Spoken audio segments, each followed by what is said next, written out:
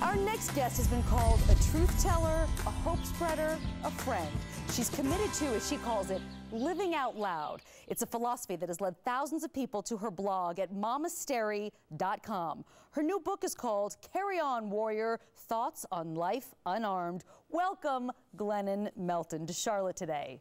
Glennon, thank you so much for joining us here. Thank you for having me. I'm so excited because I'm a huge fan and have been reading Mamastery for a long time, so it's really a thrill for me to have you here. For folks who don't know, tell us about the name Mamastery, where it came from. Mamastery is a play on the word monastery.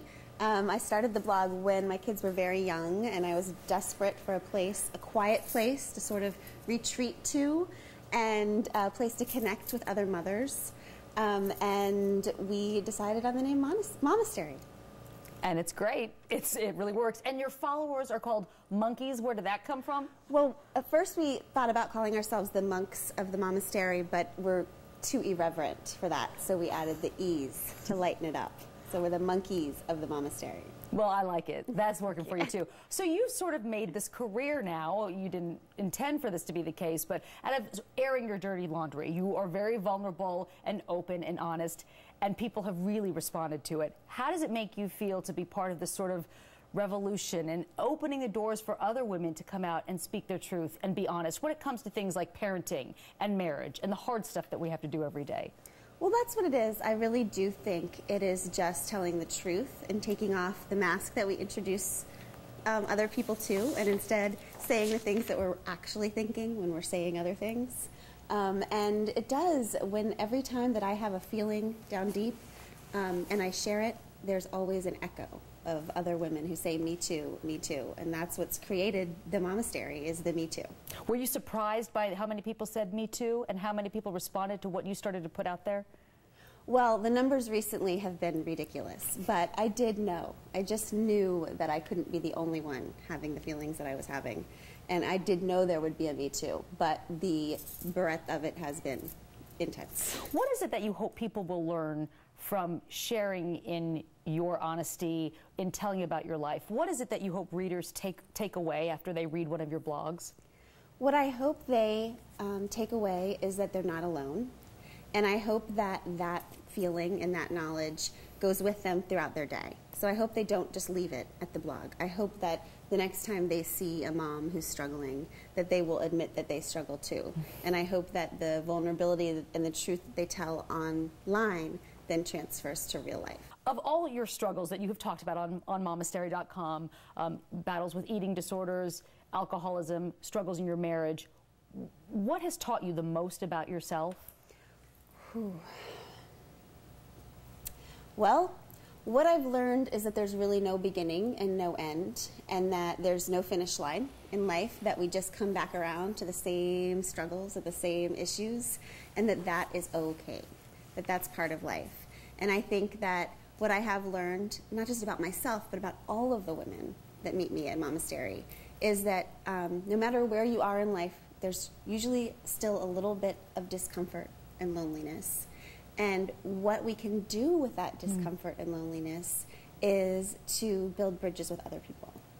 I don't think that loneliness or discomfort is necessarily a bad thing. I think it's a fuel.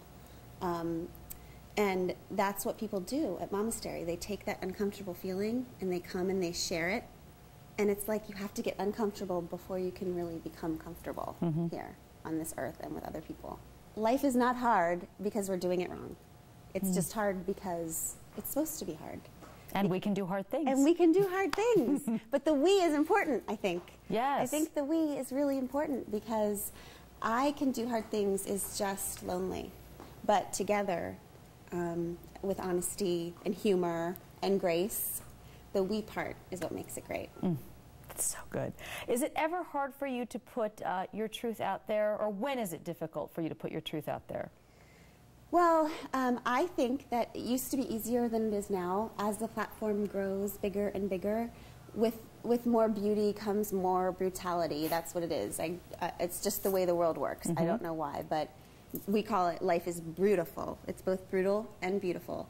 And if you're going to ask to see the beauty in humanity, you're also going to get some of the brutality.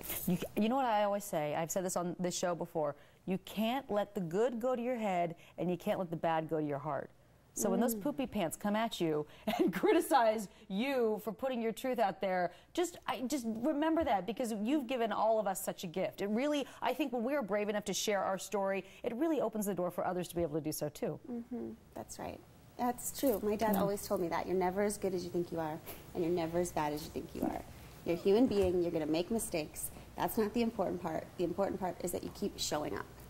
And that's what I'm going to do. That's my only plan. That's the best I can do. Show up. Just keep showing up. Congratulations on the book. It's very exciting. Thank you. You must be thrilled. Thank you. I am. Can you believe it? No. I'm terrified and excited, and it's just, the book, it goes out of your hands, and it's just out there. And so now it's too late. So we're just going to keep showing up. Again, that's all we need to do is just show up.